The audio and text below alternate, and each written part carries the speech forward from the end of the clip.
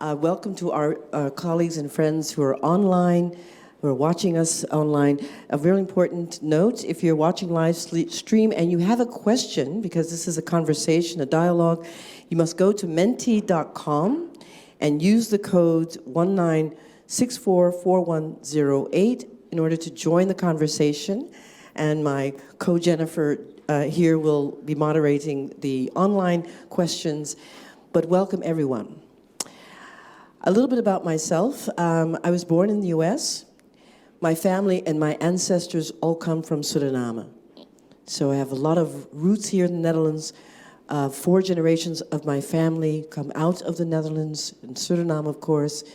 I was the first generation born in the United States. I've been living here and working in the Netherlands for the last 10 years.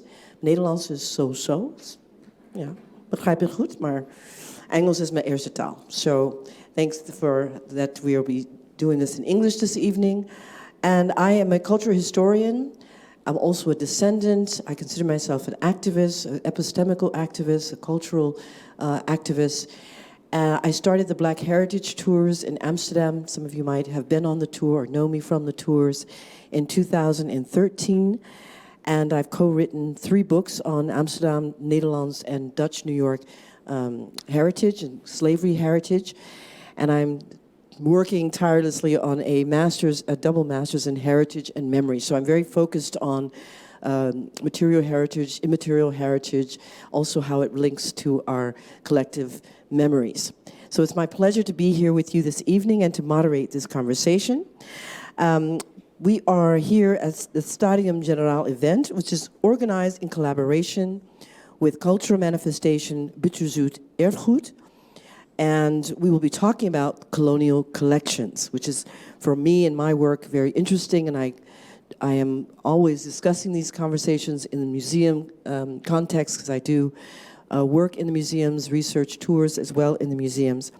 But the Netherlands as a nation has been struggling with its colonial collections for a very long time now, and which objects of colonial origin are in the collections of Dutch museums, and how do they end up there? Should we send them back? What kind of stories do they tell? And what is our responsibility as a society in reflecting upon these questions? Here and in other countries, since October of 2020, I'm going to really screw this up. Gonçalves, how did I do? Committee advised the Minister van Engelshoven to return the objects looted from former Dutch colonies. Objects of great cultural value that have been demonstrably stolen should have been returned by the state, owner that have much been debated about these artifacts. One of the challenges that has been facing these reconciliations is the countries or communities that once owned the objects or where they originated from. Oftentimes we don't know where these items are located in the Netherlands or where they originated from outside of the Netherlands. In fact, some of our museums have a very poor overview of their origins, their collections, or don't know how to handle what they have in their storage. Several members of our audience tonight are working on these very complex issues as we speak, among which the steering committee of the Bitterzoet Erfgoed. I would just like to see the hands of the Bitterzoet Erfgoed committee. Wonderful. Great to have you here. And we will be talking about what's coming up with that project. Also, we're looking into discussing matters, several museum directors who are here. Any other museum directors from the Groningen Museum? Also here. Wonderful. I knew you were there. Great. We'll be in this discussion, so we're looking forward to engaging you in the conversation as well. And our guests this evening will be, on my left is Raul Balai and Suzanne Legend. I have to say, we are very sorry that Wayne Modest, who was originally included in the program, had a family urgency. We won't call it an emergency, but he was unable to attend. And we're really appreciative that Raul could step in at this last minute to engage us. And I know it will be a very interesting conversation with Raul. So without further ado, shall we begin? Great. So I first want to introduce Raul. And I'm going to include some slides because for many of you may not know Raul, and I think it's important that we contextualize the work that he's been doing for the last several years in museums, and how important I think to this conversation Raul will be. Raul works as a designer, an exhibition maker, a curator, an artist. He hates that I call him an activist, but I see him that way too. Based on fascination for historiography and diversity, in his work is about providing insight into power structures, how they resonate in the way this story of history is told and reproduced, and how they lead to the society we have today. Now that sounds great, but to really understand Raul and his work, you have to see it. It's very visual. And this is just some snapshots of exhibitions that Raul has done in institutional spaces, also non-so-called traditional institutional spaces. This is an exhibition from the Gouden Koets tentoonstelling in the Amsterdam Museum. It doesn't do it justice because you really can't see the close-up and how Raul has subverted some of these very colonial symbols into telling a different story. Then there's also the Zwart in Rembrandt's tijd, which was a couple of years ago, just before the pandemic actually hit. This exhibition was at the Rembrandt House Museum. There's me in the corner in my usual debating, discussing self. Did any of you see this exhibition at the Rembrandt House? No, it's a shame. It's still, you can see elements of it still online. There's also the video as well. It's like a 10-minute video. I think it's very interesting. And what I loved about these images is it shows the dialogue. That what is most important about, I think, the work that really for me resonates is that Raul's work always inspires and invokes a conversation. Not always easy conversations, but always a conversation that should invoke something that we haven't already thought about, questioning, discussing, agreeing, but not always. And this is another exhibition that was in which? CBK Zuidoost. This is from the same exhibition, right? And this was from the Stadsarchief in Amsterdam, which was a very provocative exhibition. Was it suiker? Yeah, it's called Sugar Free. Sugar Free. And using these models that were cast with sugar. We don't have the video, though, of how you poured liquid sugar on top of them or water. There's also a video on my website. There's a video on the website for Raul Balai, and the conversation that it invoked was quite provocative, I think, as well. There you see him pouring the water, the colored water on the object, and melting, basically. It's liquor. It's liquor. Oh, is it Geneva? It's blue curacao. Blue. Oh, see, I didn't know that. It's totally colonial. Totally colonial. And the rood and the groen, what?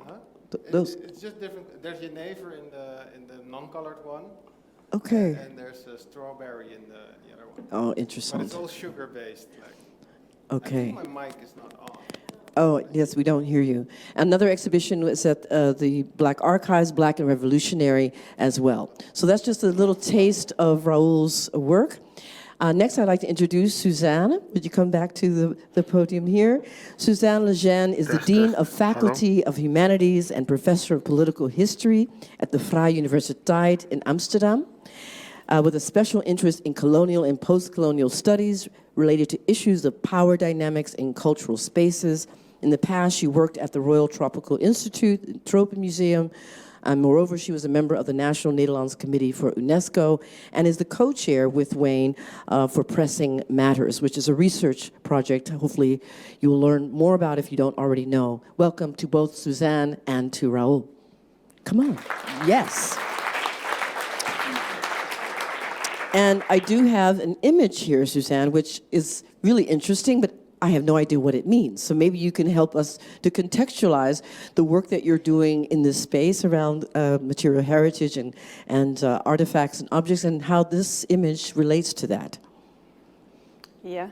Is my mic working? Can you all hear? No, if not, then we... It was. It was working. Yes. Ah, there it is. It does, so I have to put it in another way, maybe.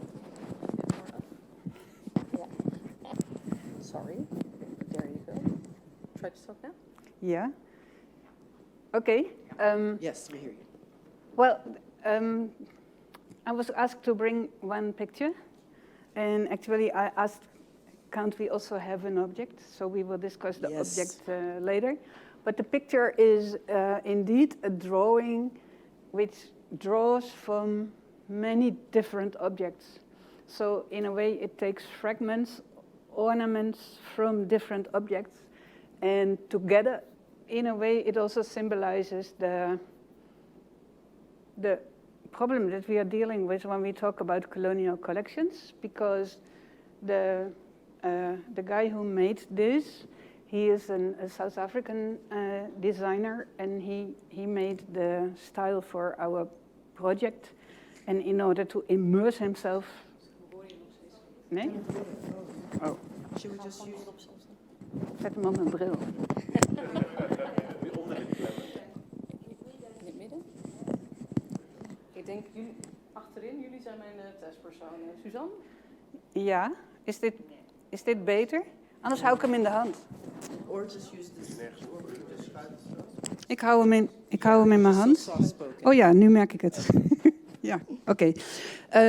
So it's a compilation based on objects that were used as illustrations in that report that you also mentioned concerning restitution of cultural objects. And actually in that report, one doesn't speak about stolen objects, as you said, but about involuntary separated.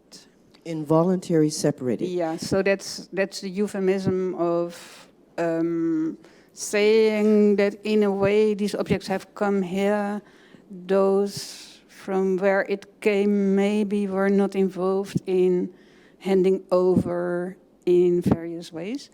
So this drawing is, well, for us it is the starting point of the Pressing Matter project. And why? And I was curious about the name. Why Pressing Matters? How did that name?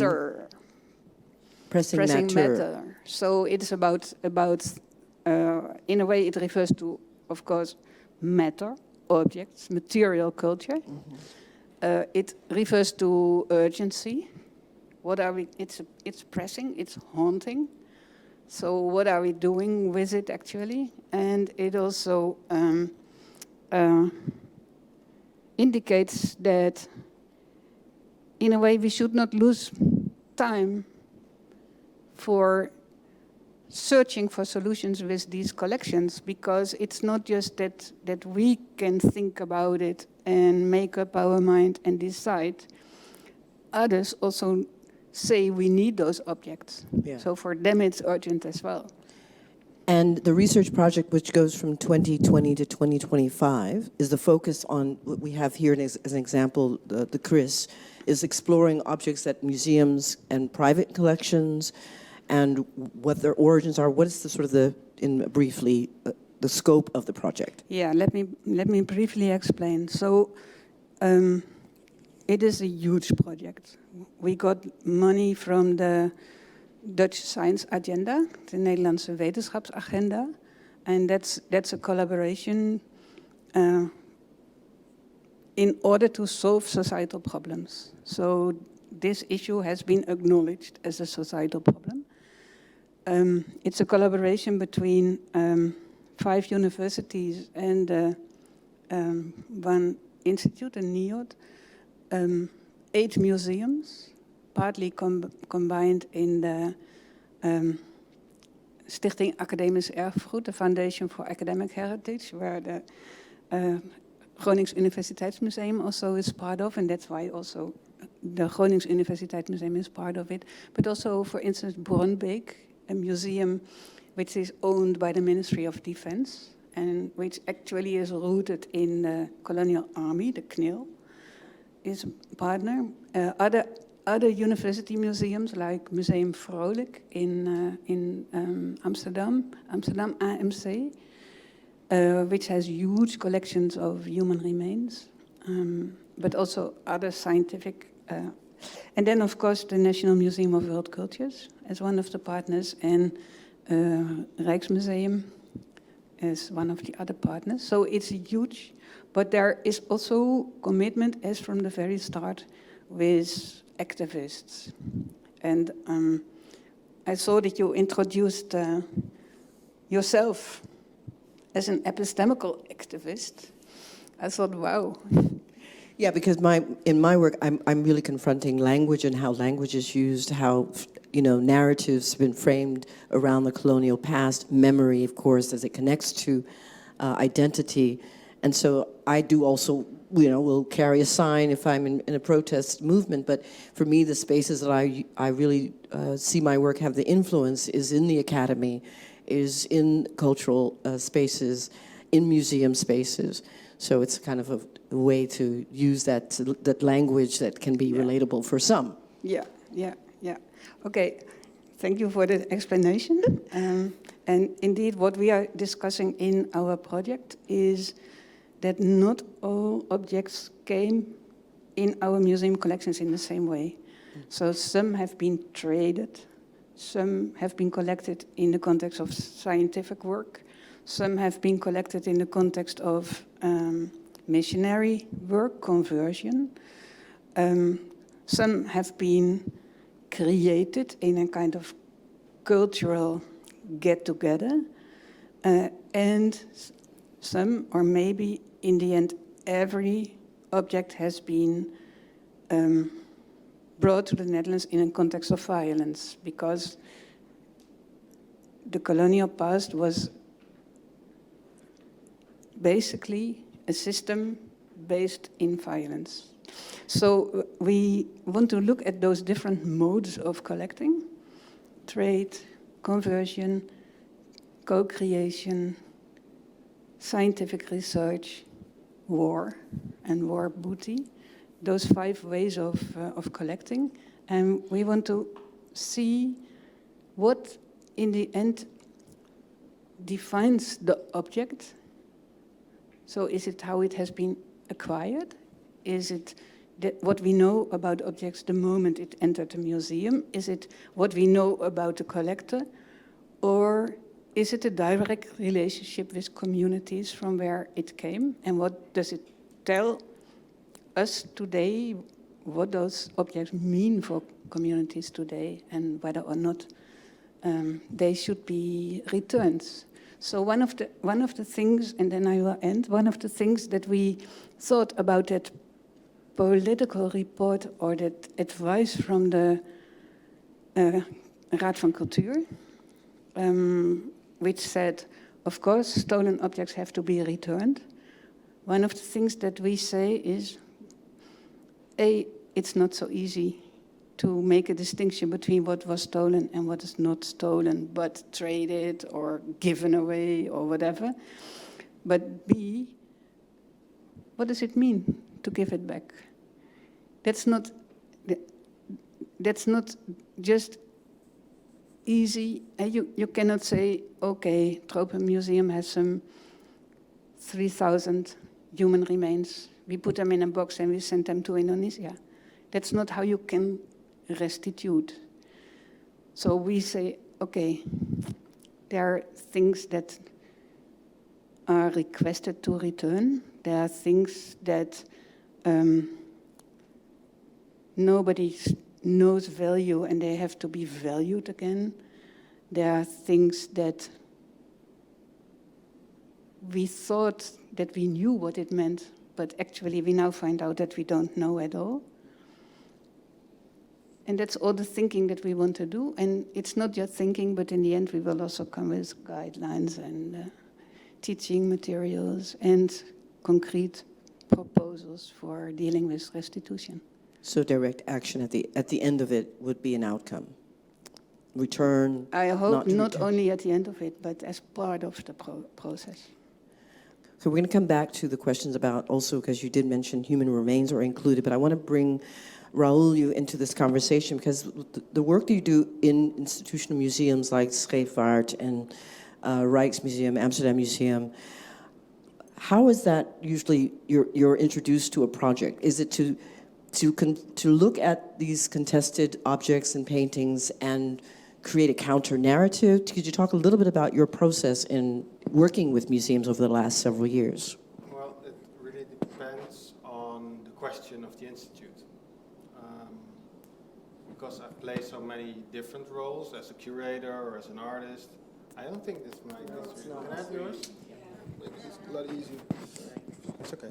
So it depends on the question of the institute, actually. Sometimes I'm asked as a curator, sometimes I'm asked as an artist, and that's for me a big difference.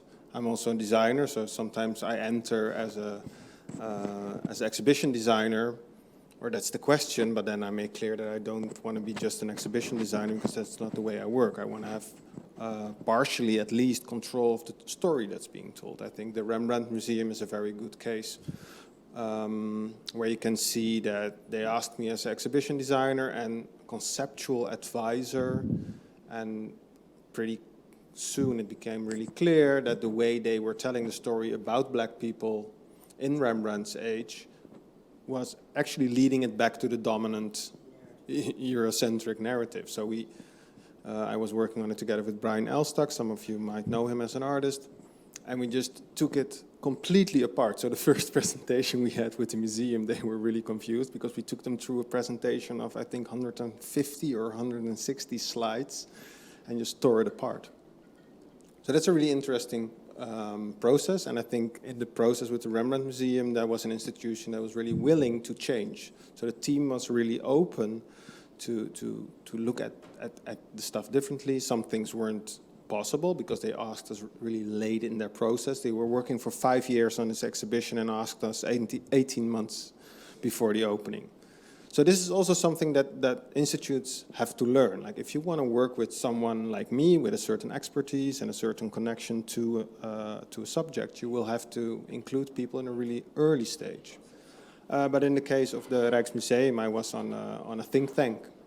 So that's a really different role. And in the case of the Gouden Koets tentoonstelling, which is still on till the end of the month, so if you have the chance to go to Amsterdam, go have a look, because it's really, I think also really a good exhibition to see how the construct of the Dutch royals influences Dutch society.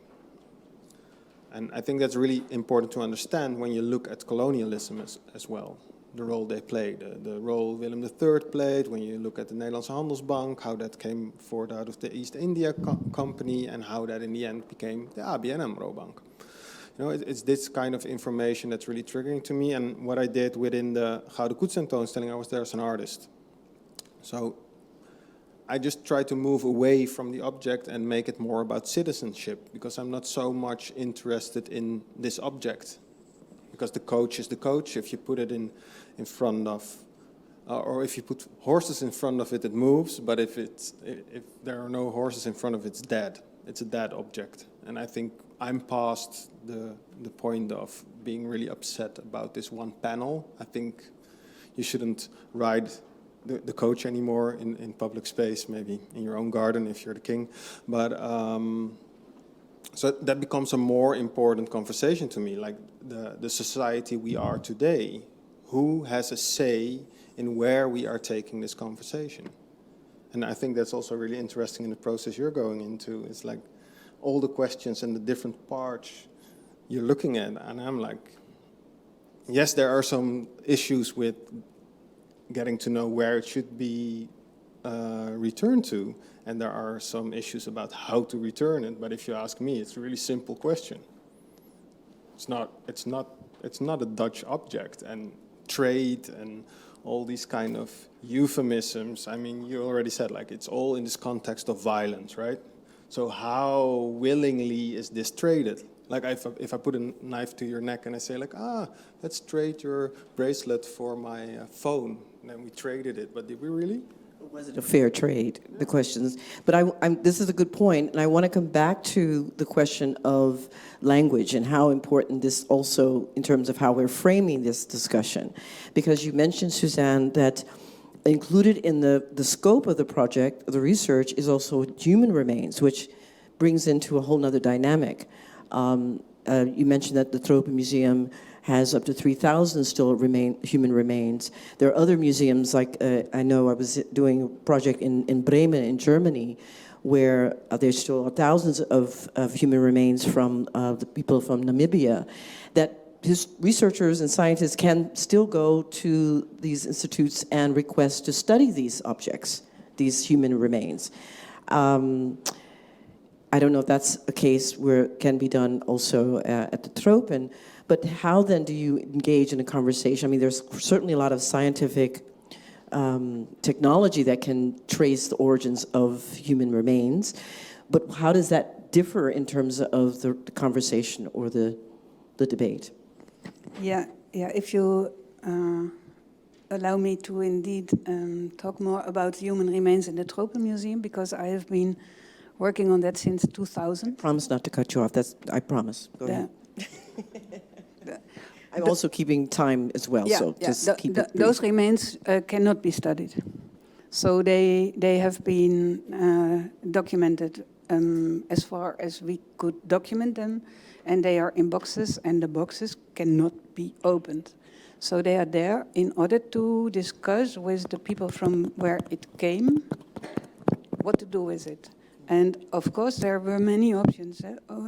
They might be useful for science, because you could have DNA research in pathogen DNA to see why did the people die, because it's hospital.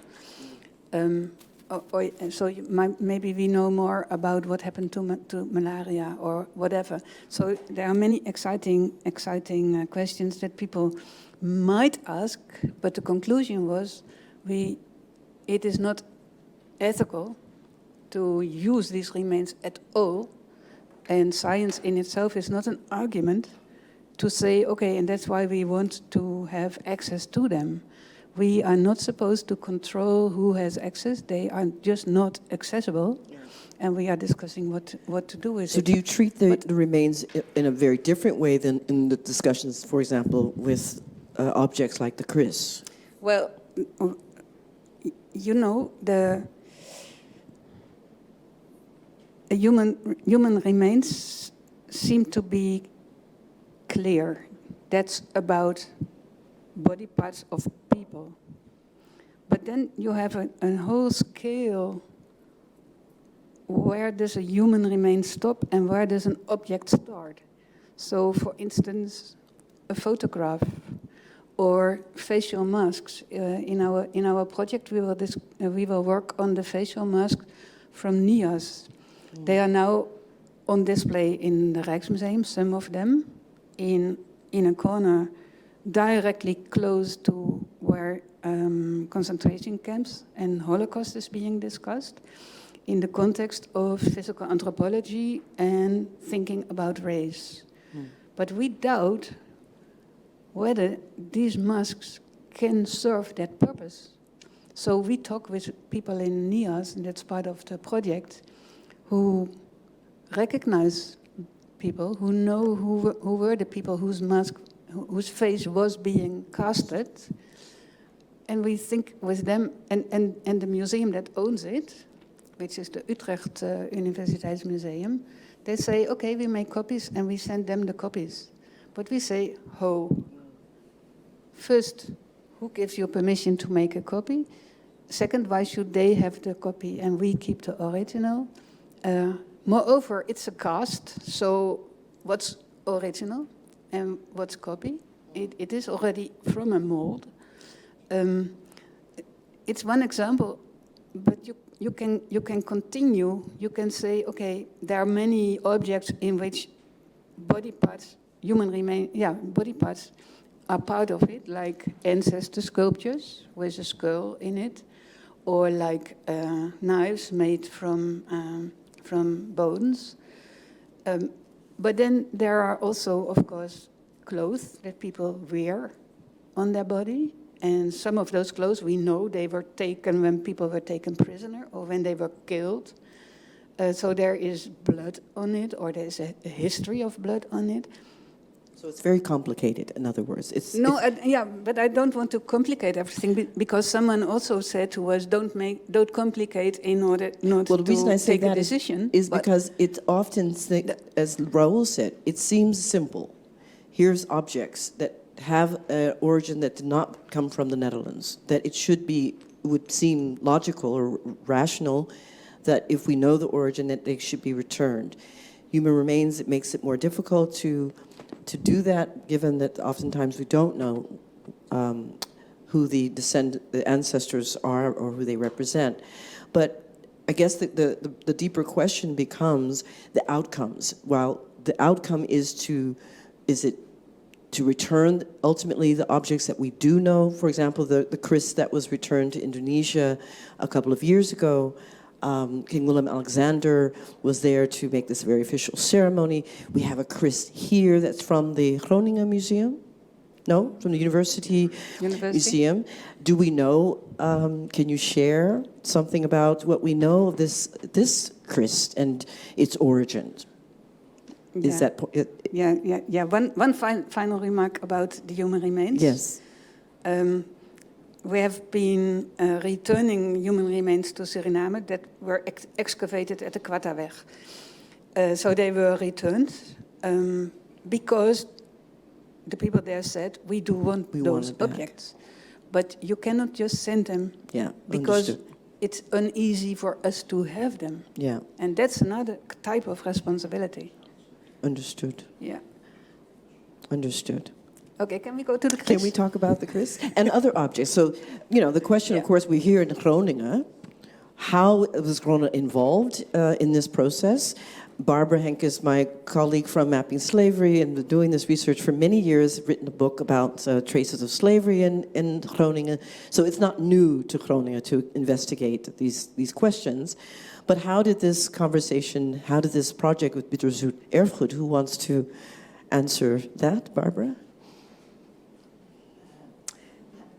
I'm not sure if I understand your question. Well, I'm just trying to connect. So we're here in Groningen. This question is not just, the Amsterdam or Leiden or the places like that, but here we are. This is really a national debate, a national exploration as to what do we do with the material heritage from the past.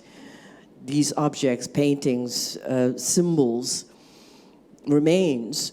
Here we are now in Groningen. So I'm just interested to learn about the origins of the project, Bitter Erfgoed, what brought it together, how is it really adding to this whole debate and discussion? About decolonizing the museums, there are multiple museums in Groningen who participate in Bitterzoet Erfgoed. And also all these museums want to look at their own collection, and so we call it Bitterzoet Erfgoed in the collectie, or bittersweet heritage in the collection. And what we do, we want members of the steering board to check out how they experience the museums and their collections, and also we try to work with experts. And then, well, actually we have this project, and during Bittersweet Heritage of Bitterzoet Erfgoed, we will apply texts in the museums on yellow boards, yellow cardboards, like a post-it, and that's the temporary description.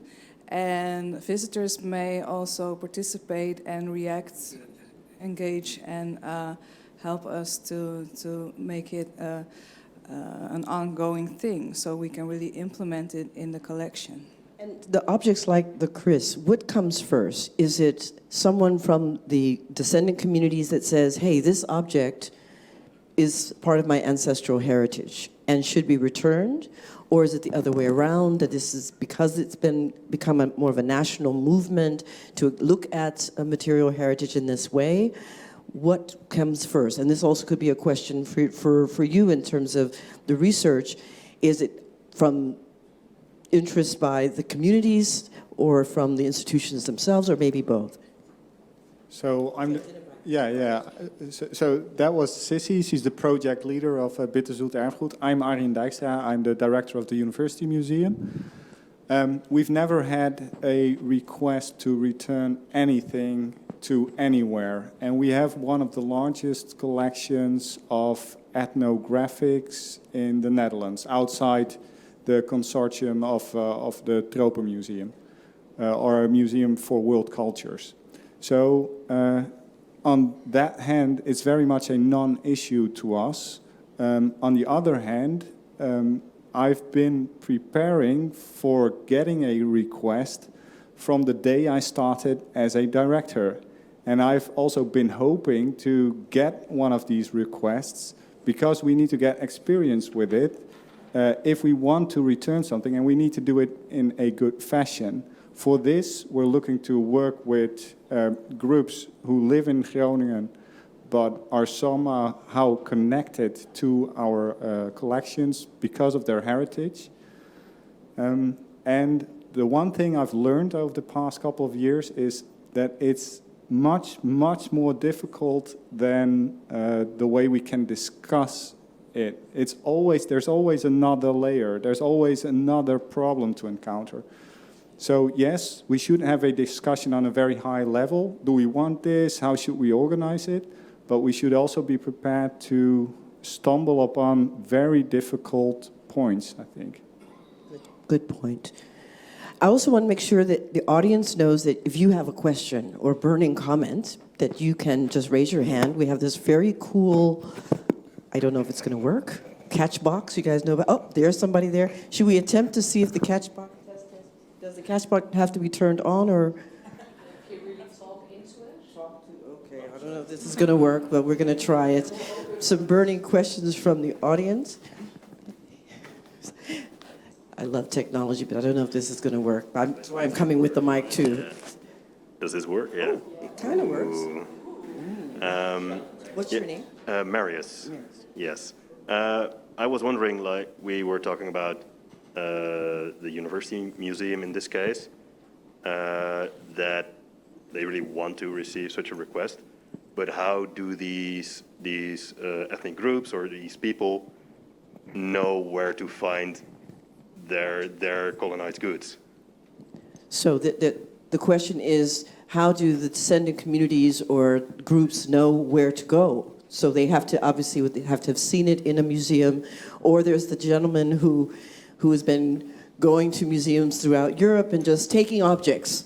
You guys heard about this guy, right? But is it even the responsibility of the other communities to request that it's being returned? Isn't it our responsibility as a community living in this country to make an effort to really map everything that has been looted, stolen, traded, however you want to call it, in our national past and we have in our collections, and that's a heritage we have of our ancestors.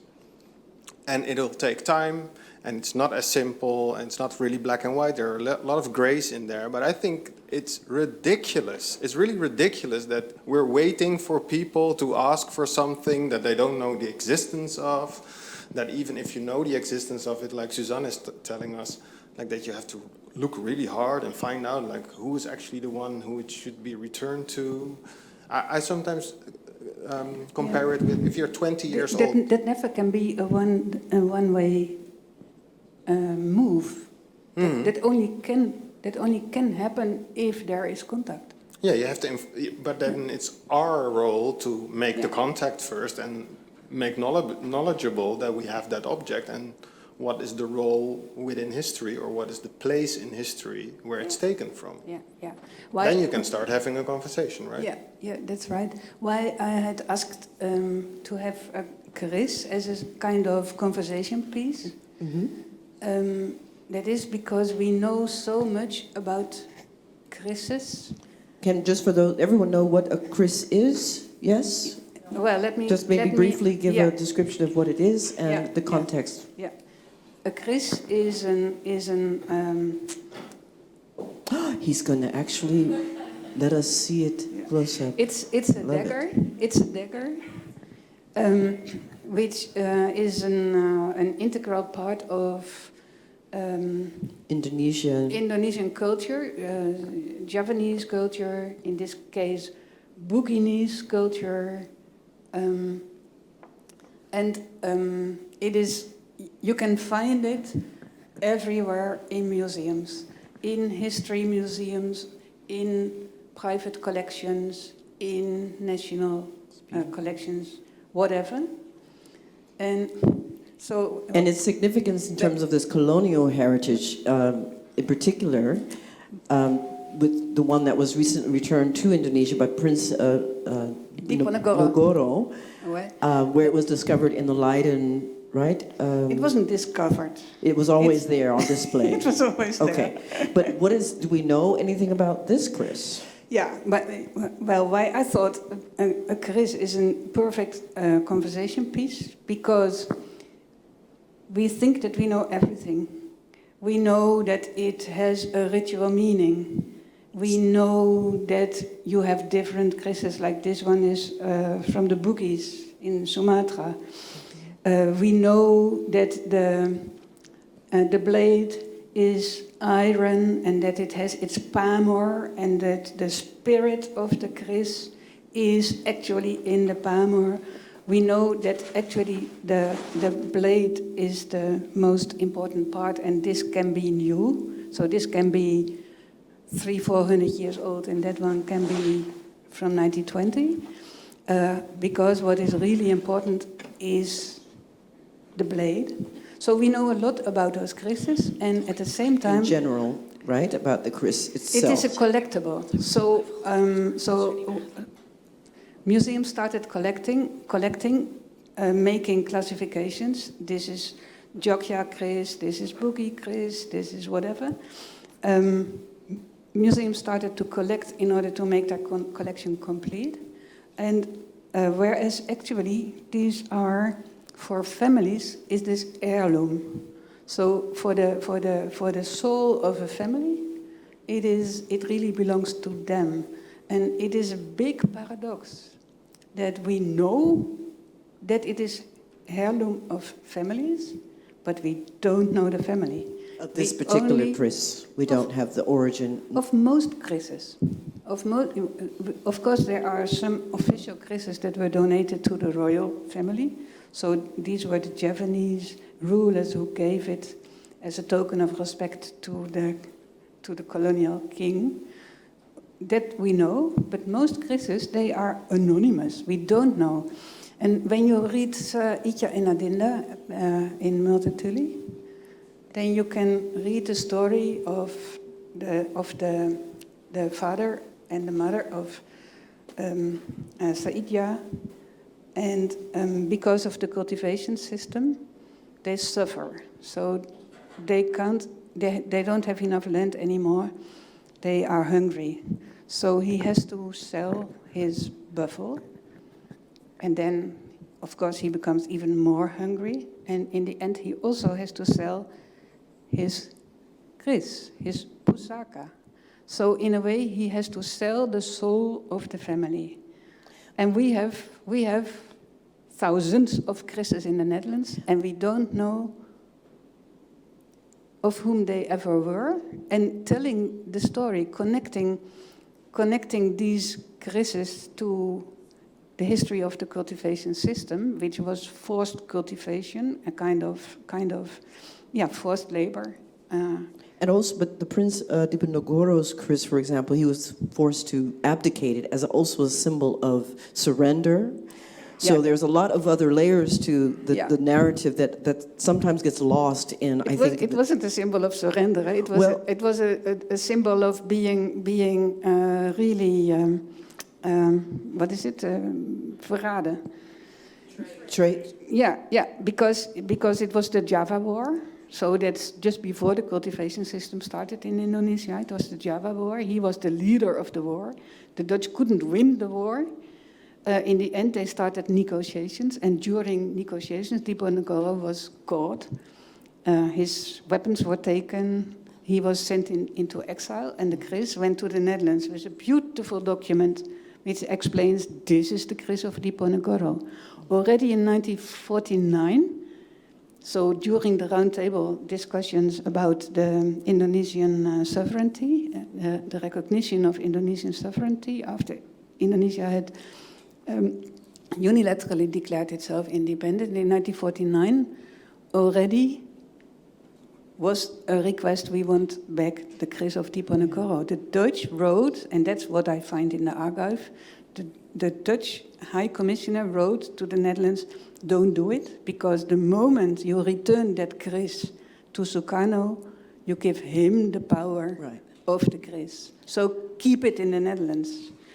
So that's why I say it's not discovered. It was known. It was hidden. And so that brings in line the question, of course, of how to engage with these kinds of objects and symbols and paintings, while we may not know the family of origin for this particular one. Yeah.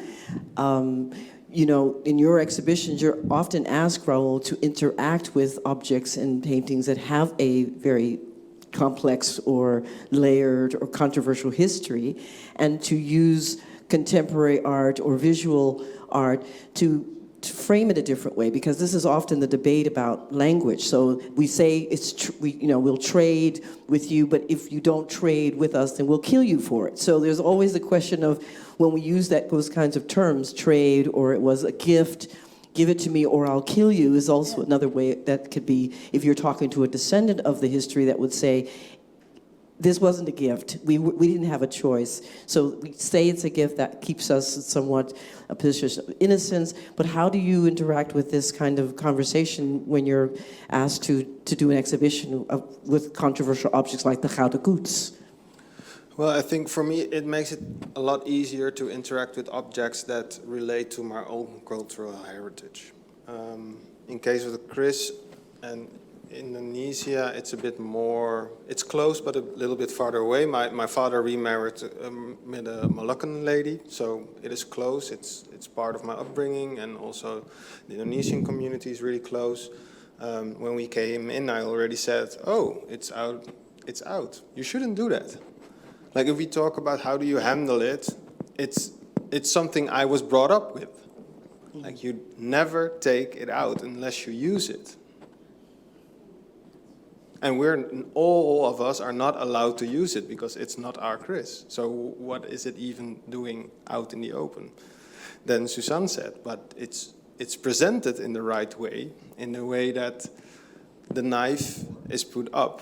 But now you put it back, and it's the other way around. So there are a lot of things happening here in the meantime that I'm like, ooh, I hope we're not getting cursed tonight. But because it's has a very spiritual and practice in its in how it is, part of a heritage. It has very powerful symbolism as well. Yeah, and I understand. Like, if I can take a little leap back in the conversation about human remains. Yeah. In the context of the Tropo Museum, I like that they don't want to show that, and the thinking part behind it, how this is constructed. On the other hand, when the Tropo Museum, which is the former colonial institute, says openly, like its former director said, we are going to decolonize the Tropo Institute, the only thing I can come up with is like, return everything that you have and blow up the building, please, because the building itself is so colonial. So I think we're also, like, every time sort of making excuses when we're handling these objects, because I think the Chris's, also the way you explain it, are one of the best objects within our collections that should be returned in a correct way, in a conversation with the Indonesian government, especially because you do not know to what family it belongs to. Suzanne, do you want to What respond? I wanted to say in this context is that they are orphaned. They are what? Could you say that a little louder? They are orphaned. So these are orphaned objects. Well, or they are abducted. Of course. So should they be with the abductors? Yeah. This is the question. What's your name? My name is Leeuwen. I'm a curator at the Groningen Museum. And I just wanted to say that I think that we should be careful that in decolonizing the collections, we don't reinforce certain colonial narratives. For example, if we say that everything that's traded is in a way stolen, I think we take away agency from certain people, because then we say that it was always the case that the Europeans came, saw and conquered, that it's always a asymmetric power relations. Well, in some cases that just wasn't the case. Other people in the world also were able to exert power. So I do think that we need to carefully examine traded items to see if they were traded in an asymmetrical power relation or in a more symmetrical power relation. Okay. I guess that also, for me, invokes the thought of what does it mean to decolonize the museum? What do we really mean by that? Let's let's step back a moment and answer that question. For the museum professionals, I'm looking at you now, to see, because you're dealing with this in the Groningen Museum, what does it mean when you sit down at the table with your team, your colleagues, and say, we need to decolonize this museum? Well, I'm Andreas Blum, director of the Groningen Museum, and actually I'm here to learn, to hear that from you, to hear that. I mean, we're talking about it. We don't have the ethnographical collection, but we have a lot of old art. We have objects that can be related to colonialism easily, sometimes not so easily. And we're looking at each object and have other people look at each object to see if there's something we're missing, describe that in the first place. In our particular case, it's not a thing of returning anything, because it's all European made. So in the sense of decolonizing the museum, in your context, since you're not dealing directly with objects that need to be evaluated, whether they be returned, what does it mean for your museum to decolonize itself? Yeah. First of all... It was just the building, huh? First of all, awareness, learning, discussing, have other voices heard, let objects speak, and have different people interpret. I mean, we are the trustees of objects. I don't feel like the owner of the object. So the owner is the public. The public is diverse, and everybody has his or her own right to look at things and interpret things. But sometimes we need, give a little bit of assistance or ask a few questions. And the more other people help answer those questions or add new questions, the better. It's perhaps too vague for the subject, but... You want to add to that? Oh, sorry. Yes. I'll just come to you because the little thing is way over there. Yeah, on this question of, my name's Rachel. This question of decolonizing the museum itself was a colonial artifact. It was a creation of colonialism. So if we say, to go to your point of blowing up the building, actually, how can a museum exist if we truly decolonize it, to reverse that process? And I say that because it's not just about thinking about, what do we do with the artifacts in it, but when we talk about even being a trustee of an object, that relationship with an object or our thinking of an object comes from our thinking about colonialism, modernity, etc. So I guess my question would be to go even further back and say, do we even have museums if we decolonize? Can I respond? Yes, Suzanne, or go ahead. maybe You want to respond to elaborate them? on that issue? What did you say, Suzanne? Sorry. Yeah. Did you want to respond to the comment, or? I would like to respond to that comment on the museum as in itself a colonial invention,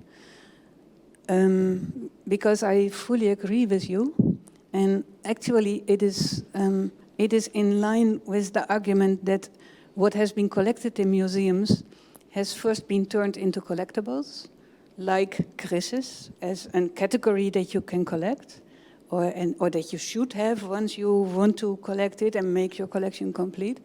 But when you look at the Dutch museum landscape, then you will see that the Groningen Museum is art, that the University Museum is science, that the Archaeological Museum in Leiden is archaeology, that the Tropo Museum is ethnography, that the Openlucht Museum is ethnology.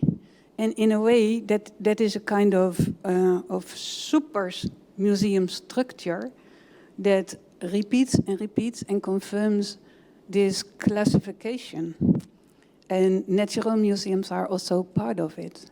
So and that's to get back to your question about human remains. When we say we even don't know where human remains start and how it feeds into other objects, and where in the end you say, but this is man, this is object, and this is nature, that's deeply rooted in our science, in our cultural landscape. So we can start with demolishing the Tropo Museum, but then Stedelijk Museum need to be the next one. Yes, please. No, but I say yes, please, because if I look at it from an art perspective, the whole concept of a white box and the way we look at art and how art history is built up is also a colonial matter. So it's really difficult, and I agree what you just said, that we shouldn't forget that not all power relations are a one-way street, but still the dominant factor is the Western one. But why not struggle in all these places? Why not fight in all these places? And for instance, we had in Stedelijk Museum this exhibition on Kirche en Noorden, in which actually the work of Kirche en Noorden was put into the context of the colonial thinking of Germany between the First and the Second World War. And it ended also with pages from autobiography of Noorden that were bluntly racist. And there was one visitor, and she was so upset. And she said, all the art has been taken out of context. So, whereas the museum put the art in a certain context, for her it was taken out of context. And I think that discussion, because she wanted to see it in the context of modern art in Western Europe in the 20th century. That was what defined for her the work. And yeah, I really think that that we need to have this discussion in all museums. Yeah, but we're in a transitional phase also, I think, as a society, or worldwide maybe. Also, when you look at the emotion and the way of impact certain thoughts, like it's a certain view people have on a certain era, right? What you described, like the visitor you now described, because we also have this art critic who was upset because an Antarctic artist, like, so there was one of the artists was a member of the Nazi Party. The Nazi Party didn't like his art, so he was Antarctic, which meant that the art that he made was not for Nazis approved. And then he fought because he was a Nazi, so he wanted to be approved by the Nazi regime. And now the problem the art critic had with this particular show, that through this show and putting his work in this context of colonialism, that we Antarcted, if I said it correct in German, Antarcted the artist again. And that's a point where you lost. So the danger of reproducing the violence in which you're trying to... Even within the emotions we have, within that. recent history, there's a Nazi who's not accepted for being a Nazi, and now we make him an unaccepted Nazi again while he wanted to be a Nazi. I'm like, why do we even care about this part of the whole history? Let's get some more discussion.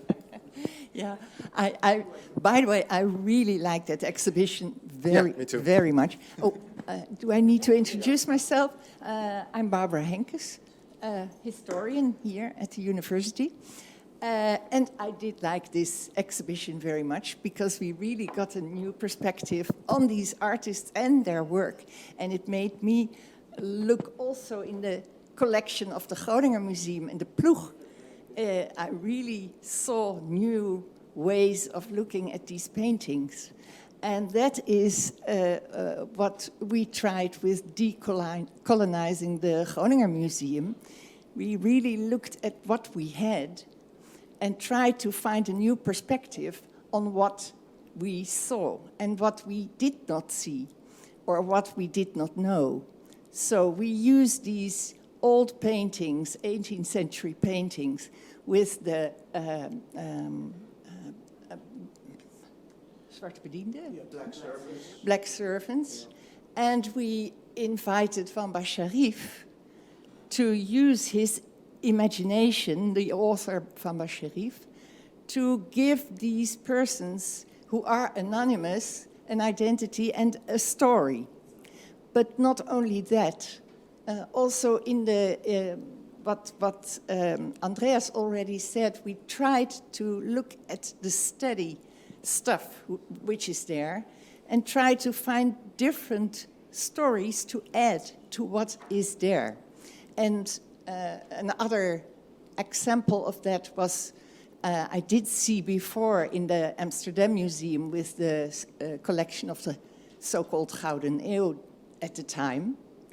And there was also these interventions so that you saw the same pictures, but you saw them in a different way. Is that what it means for decolonizing museums? Well, indeed, for the collection, which is now there, and of course, it's also important to think about collecting and a new way of collecting, but that's the next step.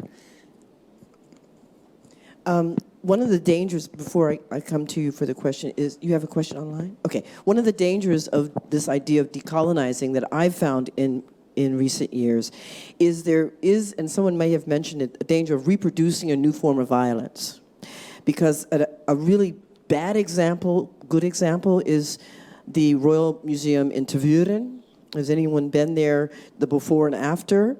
The before was pretty graphic, clearly a colonial museum, collections from Leopold's, his exploits and exploitations. But then they tried to revamp the whole thing and make it more contemporary. It got worse, in my opinion. I don't know if anybody would agree with me, where they moved all of the so-called objects that were being contested into this sort of warehouse area. Now they're all housed together. And then they put in some dioramas and new technology. And now I'm confused when I go there. I don't know what they are, what their identity is. So there's the danger of going about the process of trying to decolonize the museum. And in a sense, you erase history instead of recontextualizing it. So I don't know if you had a different comment or question, but this is something I want us to think about as well. See, it evokes some thought.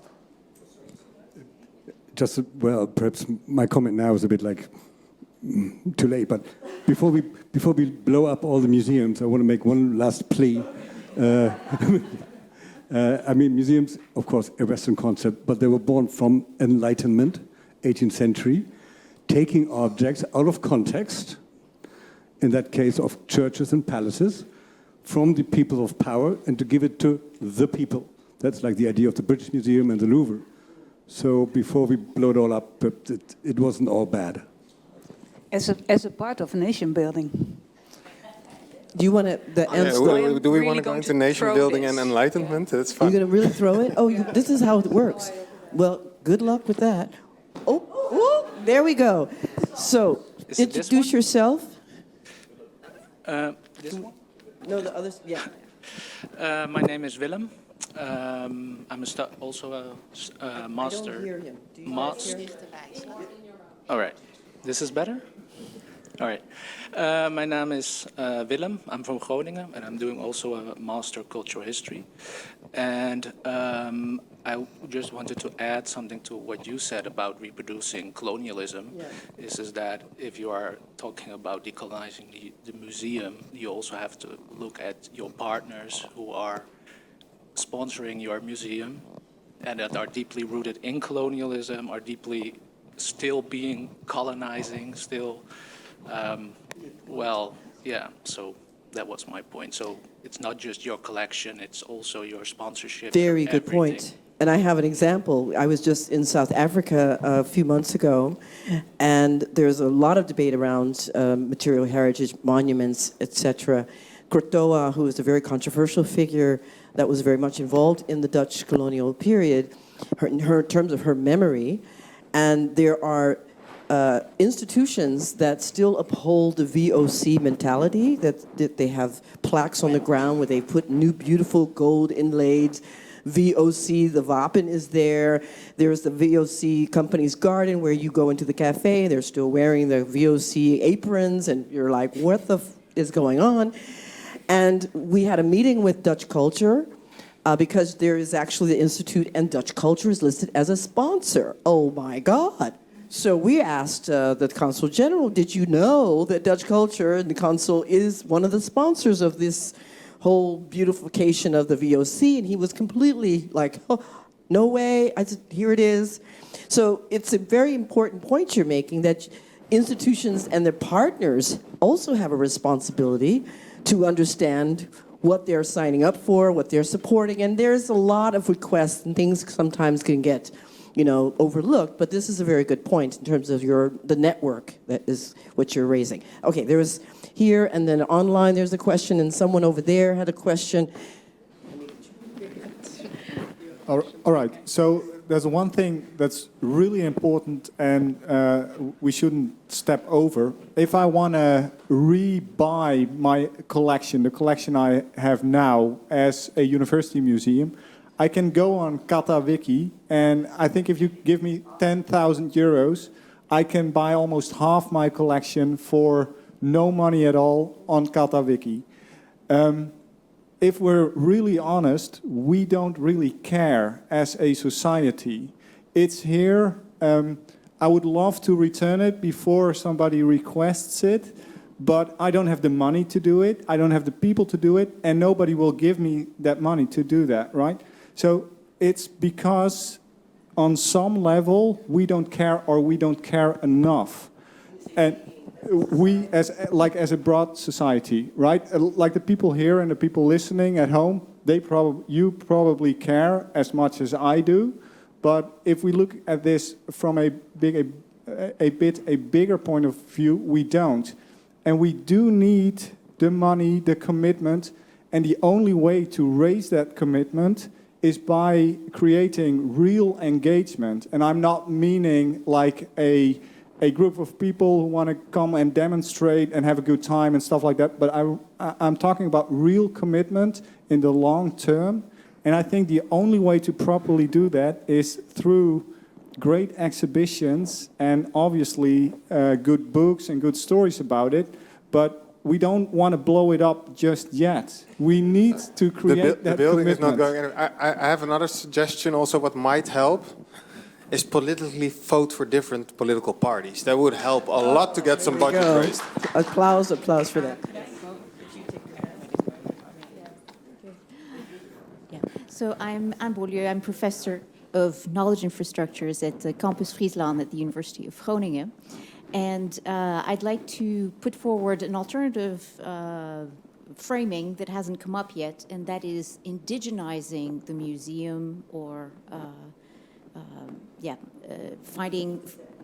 let me give the example. In Winnipeg, in Canada, the museum Kumayat, which has really rethought its categorization of artifacts, has brought in curators who are from the Inuit culture, who has renamed all the spaces and really redesigned what it means to visit a museum. So, for example, the collection of Inuit sculptures are in glass cases so that they're much more accessible than the usual collections that are put away, so that artists can come and be inspired, people can find their families, because the artifacts are also displayed according to families as opposed to, these more art historical categories.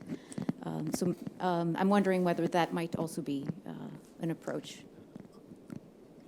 Can I both just want to respond. Go ahead, Raul. Well, Canada and most American states from the north to the south are settler states and actually still colonies. The objects you talk about are in their native country. If we want to have an indigenous museum over here, we're going back to the Germanic people. I mean, this is totally different. Yeah, I think if you ask me about Northern America, I think if we are really honest about it, that we should take all the Europeans back to Europe and then let the indigenous people decide how they want to rule their own countries for the first time since 500 years. Or, well, when you look at migration of the West, it's actually 150 and 200. But this is a way we think about the West still. That is a really colonized way of thinking of who lives where. If you ask a young kid at a school, so what is an American? They draw a fat white dude with a cowboy hat. But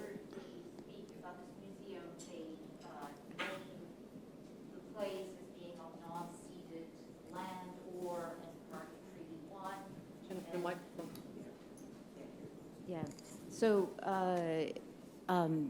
whenever I've heard people speaking about that particular art space, that has also been integrated as part of the language of talking about spaces as being part of treaties or non-ceded land.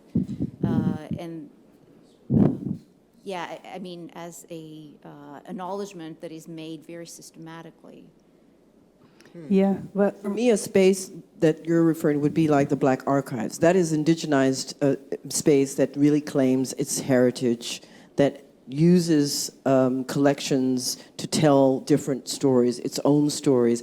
I get what you're saying, that I don't know that in the full concept of what you're talking about would work in the Netherlands per se. And maybe Suzanne, do you have a different spin on? yeah, well, actually, indeed, it's important to understand the difference between settler colonies, where the first people actually became minorities in their own country. In that context, and then there's a huge difference with the kind of colonialism of the Netherlands, which was exploiting countries somewhere else, and in which everybody, in a way, was anonymous for the colonizer and stays anonymous. When knowledge about contemporary Indonesia in the Netherlands, it's a disaster. The Basiab discussion or whatever. So it remains a country far away where we have some legacies. But of course, if we understand the Netherlands as an immigration country, where not that there is an original Dutch, and so we are still discussing nation formation. When we acknowledge that the Netherlands are an immigration country for centuries, then also the whole idea of to whom belongs this, and what is the culture of others, and what is our culture, like you say, this is also my culture. Mm-hmm. That whole understanding is also something that now gradually is changing. So for me, decolonizing the museum is not a moment, but it's a movement. But I think what is even I don't know if it's easier, but what I think is really weird when we talk about Dutch context, that we don't even, as living in this part of the kingdom, have any clear knowledge of the ABC and the SSS islands. And some of them are municipalities within this kingdom.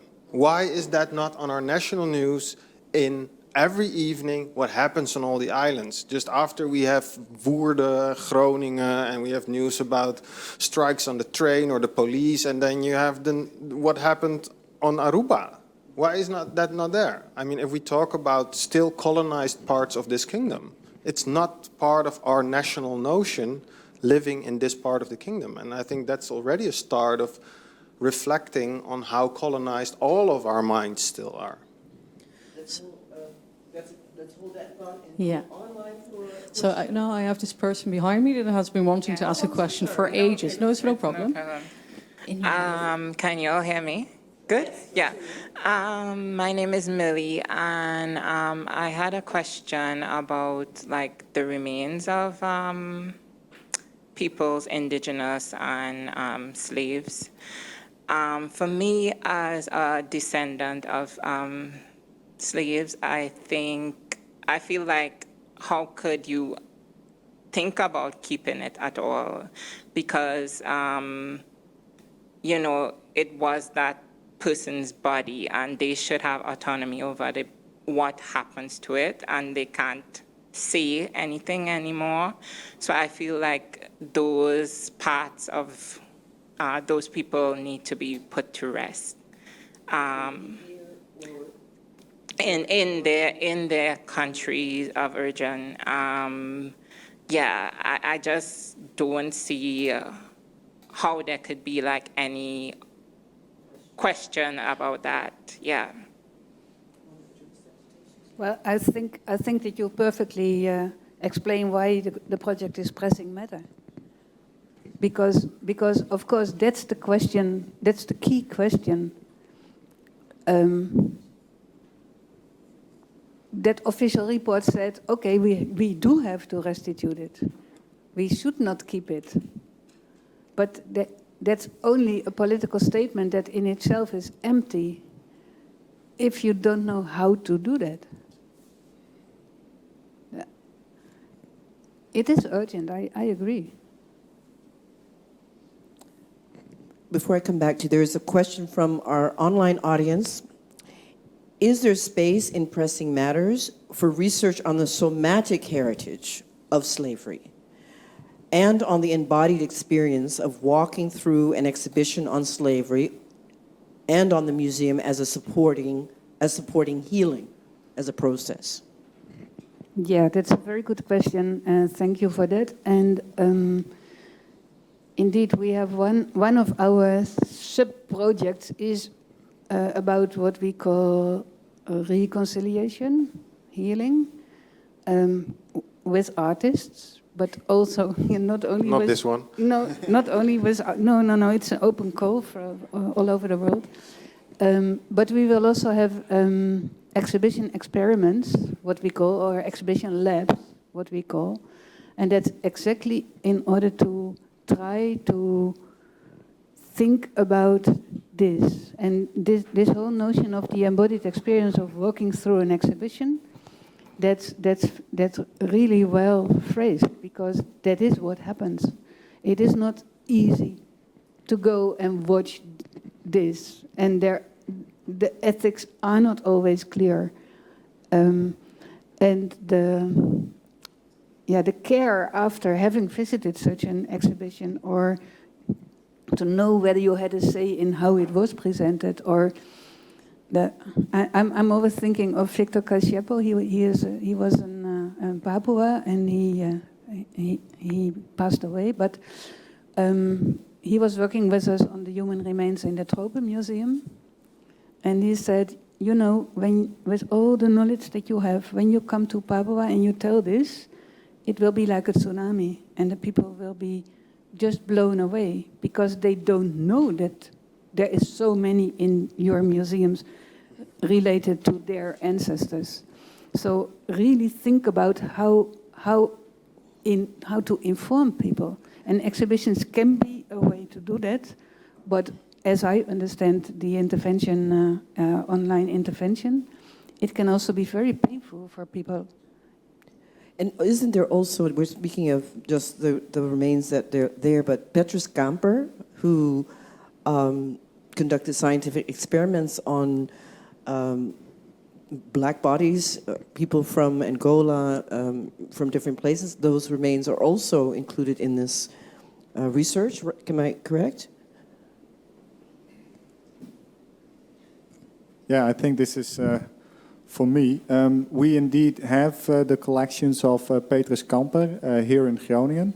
Petrus Kamper was a professor in medicine, a researcher in medicine, who looked at how people developed over time, how people differed from what he called how people differed who were from different races, as he saw it. He was also one of the first, let me put this in another way, one of the most powerful, well, it's not objects, it's human remains we have on display currently in the museum, comes from the collection Petrus Kamper. It's 2 pieces of skin. The one piece is from a white person, the other piece of skin is from a colored person. Petrus Kamper peeled off the first couple of layers of these pieces of skin, and he concluded color is only skin deep. He didn't use the phrase that was so popular in the 90s, but it almost literally says that. Whenever I show this to children of the age of 14, 15 years old, it's a very, very powerful message. It's not something I could replicate in any other way. It's been in the museum when I became a director. It's still there. It's in between many other pieces of human remains from all over the world. And I'm hesitant to take it out because I see the powerful image here. And I don't know, nobody knows where these pieces of skin come from. So we could put it to rest in the Netherlands or something like that. But we would also destroy a piece of history that's very important for the realization. He was one of the first people to conclude that black and white people don't differ at the core. So it's also something we actually may not want to lose, right? So these are the difficult questions we're faced with, actually. It brings up another important point about power relation, right? Because while Petrus Kamper's findings, as I know it, did not prove that there were no real biological differences, that's not necessarily what got produced as knowledge. And what influenced generations later, the eugenics and anthropology and scientific racism. So the question about how do we treat this colonial past, I think is really still up for a lot of debate, because what can happen as a result, while it has a very powerful teaching potential, we talked about pain and also memory. What does it mean? How can we use this knowledge to heal the past, but also to reconcile, to repatriation, reparations? All of these come into question, I'm sure, in your research project as well, Suzanne. And did you want to add something? I'm sorry, I'm Sharon Doelwijd, and I have a theater here in the city, and I'm a jazz vocalist. So I make programs about Kitty Kotti, about actually being different. But the whole evening I've been sitting here and listening to all kinds of things and blowing up museums and how skin color, or how colored people are, that it's just only skin deep. And actually what we are talking about now is decolonizing the world. Because how can we justify the fact that we have a museum where people put things, where they took them from other people and think that that is art? We can only use things to study and see how the world works. But in fact, what we all are doing here, what the bittersweet heritage thing is about, or bitterzoet erfgoed, is about decolonizing the world. And yes, indeed, everybody has different DNA strains going through their bodies, and not just because you are colored that you have them, but also people that are completely white have different patterns in their system. So we have to go way back, and understand that Cleopatra was not a white woman. I think that the notion of decolonizing the world is nice, but that also feels somewhat like we're saying, let's boil the ocean. It's the challenge with it is we have to start. Yeah, that's what I mean. It's like a start, because you have to. It's not just one part. It's All connected. Yeah.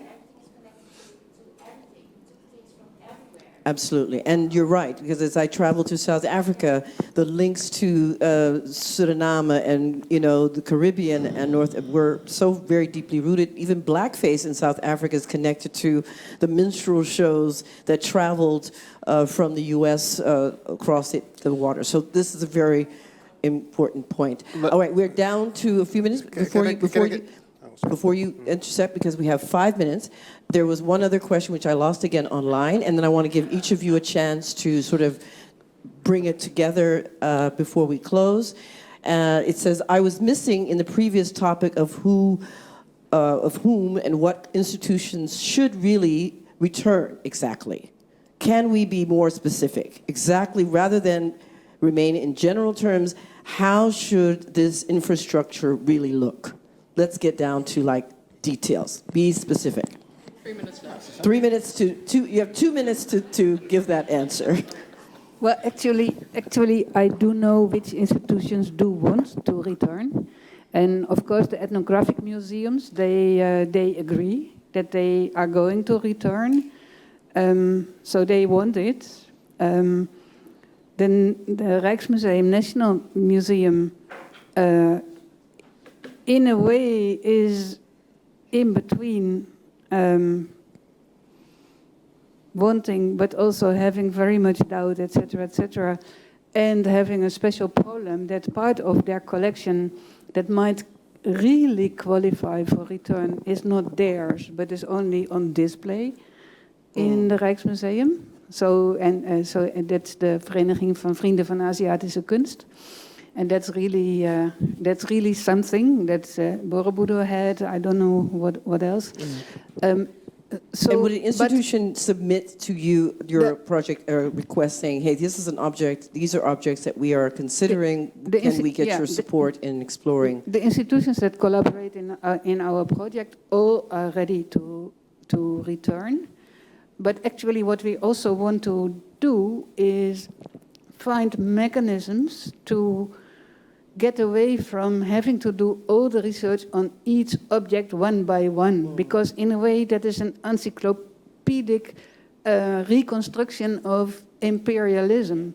So we are using computer science, for instance, to find out whether we can also make new classifications that would allow to restitute classes of objects, like Benin bronzes, which in a way is an easy example. But, well, as you say, you take all the Christus and bring them back. So we are also thinking about how can we scale up, because we are really talking about more than 1 million objects. Thank you, Suzanne. In 2 minutes, you did great. Raul, do you want to add something? Yeah, I wanted to add something. I like the example of Kamper, because I think what you just did is a good example of what we should stop doing. Kamper, in my experience and how I read Kamper, he's one of the founders of scientific racism. He does skull measurements or the drawings where there are comparisons to be made between black people and monkeys. And I think that if we want to explain to a group of kids that color only goes skin deep, that this is not the person to use. I think we can move away from those kind of discourses or people who were part in this historical era by now, informing this racist ideology, though they didn't do it all themselves, I know, and it's part of the development of racism. But we can do better. I think there's no reason why that is the key object to explain this to kids. I don't think that's So on necessary. that note, before, as we come to the conclusion, Raul, in your work as a curator, contemporary artist, interacting with these kinds of objects, what do you see the future for the past? What do you see, what way forward do you see in decolonizing the museum movement? What do you think we need to be thinking about? Well, I agree partially with wondering if we can really decolonize museums. I think that's a really difficult thing to do, especially also because, like I said about the ABC Islands and SSS Islands, how we look at that thing about nationality, we are all still really colonized in our own minds. Also us thinking really critical about it, have this problem because we grew up in this system. But I would hope that we could come to a place which is easier explained by talking about street names. When do we get at a point when we think about street names and renaming street names that we just want a clear start? That we just want to have a clean slate and start calling or naming streets by emotions or beautiful flowers, and we take out the persons. Also, do not add new persons. Like if we would have had a Michael Jackson street right now, then we also would have a problem. I mean, let's be imaginative. There's no clean slate in history. I don't know. If we are decolonized, if we are all decolonized, do we need to repeat this history every time in the other detail that we are doing right now? I fully agree with that. I think that the moment you change the name of a street, in Amsterdam we changed the Stalinallee into the Vrijheidslaan. Mm-hmm. Everybody with some historical understanding still knows that it was the Stalinallee and why it was changed into Vrijheidslaan. That's part of our historical understanding. So the moment you change, we have the Steve Biko-plein in the Sorry. No, it's okay. This is when at the end is when we get into the real deep debate. 5 more minutes, Jen. 5 more minutes. Go ahead. Yeah. So there's the Pretoriastraat, and in the middle of the Pretoriastraat is the Steve Biko-plein. We know why it is mentioned Steve Biko-plein in the middle of this neighborhood of the Transvaalbuurt. So that's part of our historical understanding, and so changing names is very important, but it's never a clean slate. No, because when I think it's a really good example, because we changed the Stalinland, but now we still have Churchilllaan, who was also a mass murderer when we look at the Bengal famine. So this is the selectiveness we have, which comes back in a way. Yeah, but then we are going to campaign to change the Churchilllaan. No, but just change all. Sorry to interrupt. This is for the next conversation. But I don't want to leave. I don't want us to leave without. Did I get cut off? Am I still here? Without at least also announcing about the exhibition that's coming up with Bitter Erfgoed, Bitterzoet Erfgoed. It is opening officially Friday. Am I right? The 18th of February on Friday at the Forum Groningen. And it will be a talk show, broadcast live. It will be opened by the mayor of the municipality, is that correct? The deputy province of Groningen also. The talk show will be hosted by Jerry Silvano. There will be exhibition and city walk. This all can be found online on the website. I'm looking to the team over there. There's one of the projects is a close light on the past, art in a kerk. Also, traces of the colonial past, Black in Groningen. So please do go online to find out about the programming. And thank you all for just being present and a part of this. Jennifer, my co-Jennifer, for organizing this, for inviting me to be your host. For our panel, Raul and Suzanne, thank you very much for the engaging conversation. And all of you online as well, thank you. And we really appreciate. Hope you come back again soon. Any last word? Yes, and an applause. Do you want to make any announcements? No, that's it? Well, I don't know how fast we have to move out of the building, but let's hope we can continue a little bit of this conversation because it was just getting good. Thank you all again. Good night.